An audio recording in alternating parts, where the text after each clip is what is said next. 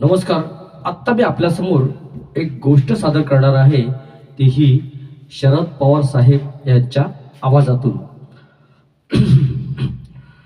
उसाचं सरसर, ऊस होता गोराकुपटा रुबाबदार, उंच छान. त्याला 2 मुलं झाली, मोठा गुळ आणि धाकटी साखर. साखर दिसायला गोरीपार सुंदर, स्वभावाला गोड, पण तिच्यात कोणतीच कमी नव्हती. ती जिथे जाई तिथे मिसळून जाई. ती कितीही गर्दीत असली तरी तिला शोधणं अवघड नव्हतं. गुळ मात्र ओबडधोबड, काळा करंजर, स्वभावाला चिकट.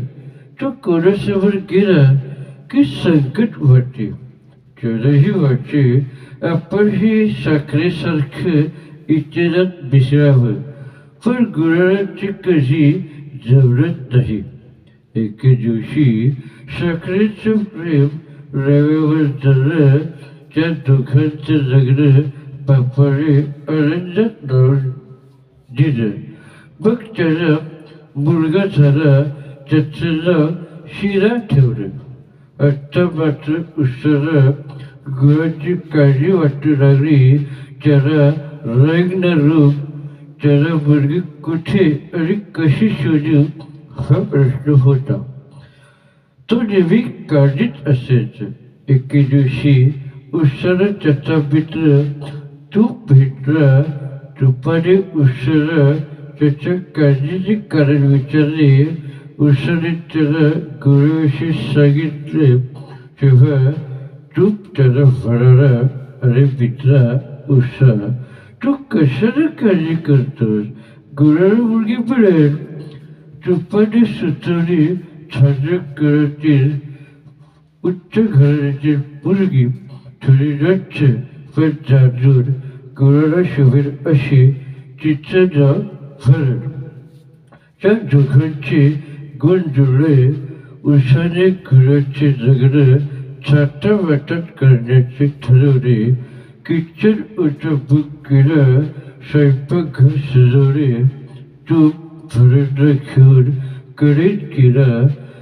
त्याने तिचा खरपूस मेकअप केला. भरतही राजून गुलाबी झाली. कढईत गरम पाणी शिरले. हे बघताच भरत आणखी शराबी झाली. गुळालाही आमंत्रित केले. गुळालाही कढईत प्रवेश करतात मनाने दगड असलेला गुळ भरतला पाहताच लगेचच विचारला. उकडच्या रुपट मंगलाष्टके झाली. काजू बदामाच्या अक्षता पडल्या. भरतीने कढईवर झाकण ठेवायला सांगितलं. त्या दोघांचे मिलन झाले. प्रेमाचा सुगंध पसरला. सर्वांच्या नजरा कडेकडे गेल्या. गुळ आणि भरत याला एक सुंदर गोंडस अशी मुलगी झाली. तिथे थट्टामट्टात बरसे झाले.